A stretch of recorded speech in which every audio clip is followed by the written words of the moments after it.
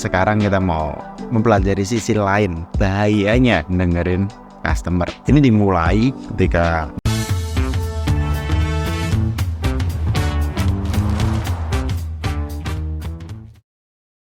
the customer is always wrong.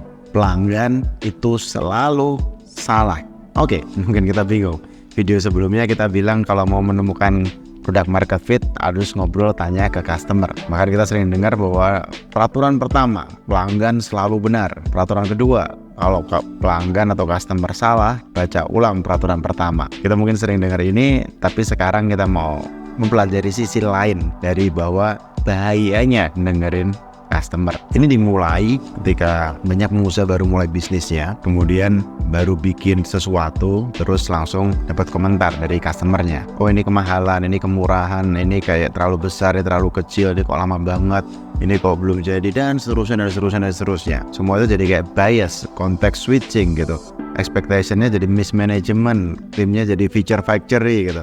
Mikirnya jadi short term thinking, jangka pendek, dan banyak sekali yang terjadi. Bahkan tim kita juga bisa moralnya turun karena baru apa dikit dikomentarin, baru apa dikit diganti, baru apa dikit dirubah, dan seterusnya. Jadi di sini kita akan belajar sedikit bahwa ada perbedaan antara hearing dan listening. Hearing itu adalah kayak passive activity gitu. Kalau kita paham itu ada suara, tapi kita nggak benar-benar tahu apa maksud dari suara itu. Listening adalah active effort untuk consciously paying attention terhadap suara itu. Ya, kalau kita berusaha benar-benar memahami, mengetahui, mencoba merasakan apa yang mereka rasakan. Makanya kita sekarang masuk biar kita tahu apa yang benar-benar diinginkan customer. Kalau Sakichi Toyoda itu kayak foundernya Toyota Industry bilang 5 whys. Jadi kayak kita harus tahu bahwa kenapa itu nggak cuma sekali ditanyakan, tapi berkali-kali ditanyakan agar benar-benar tahu alasan dibalik alasan dibalik alasan dibalik alasan, sehingga itu bisa membantu sekali proses kita memahami apa yang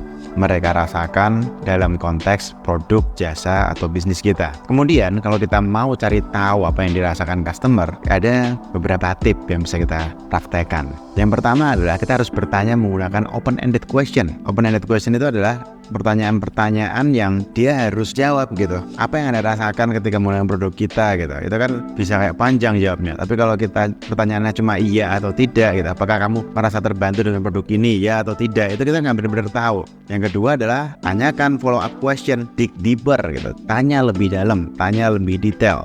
Jadi nggak cuma kalau dia jawab itu udah, tapi kayak kita ikutin, oh terus gitu ya, terus kalau gini gimana, dan seterusnya, berikutnya, dan seterusnya. Poin nomor 3, fokus on the negative, not the positive. Kita ngobrol dengan customer itu karena kita mau tahu gimana produk kita itu bisa diperbaiki. Ya ini menyenangkan kita kalau punya kayak affirmation bahwa kita melakukan hal yang bagus, produk kita bermanfaat, dan seterusnya. Tapi goal kita adalah nyari apa yang bisa diperbaiki. Jadi kita bisa kayak apa yang kurangnya, apa yang bisa diperbaiki, apa yang bisa lebih baik, apa yang bisa lebih, dan seterusnya, dan seterusnya, dan seterusnya. Oke, itu yang ketiga.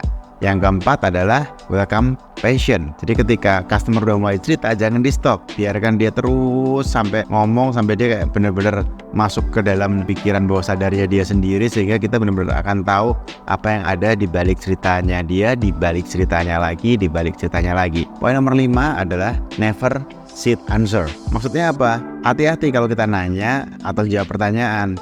Kita kadang nggak sadar bahwa kita sebenarnya kayak masukin ekspektasi jawaban dia gitu. Jadi kayak ada orang-orang yang kayak menanyanya tuh sebenarnya leading, berharap dia jawab ini dan akhirnya dia jawab beneran. Jadi coba bener-bener di open-ended question yang tips pertama tadi. Terakhir adalah embrace silence. Apa maksudnya? Ketika kita ngobrol sama customer, fokus ke discussion, kasih waktu juga kadang mungkin buat customer untuk diem, berpikir sebelum respon gitu. Jangan kayak kalau lagi diem terus kita, oh maksudnya gini, nggak, dia lagi mikir mungkin. Jadi kita benar-benar tahu apa yang sebenarnya ada di dalam pikiran dia ataupun perasaan customer kita untuk kita bisa memproduksi produk agar produk kita segera product market fit. Minimum viable product itu level 1, product market fit level 2. Nanti kita akan bahas berikutnya adalah minimum viable ecosystem. Itu lebih seru lagi.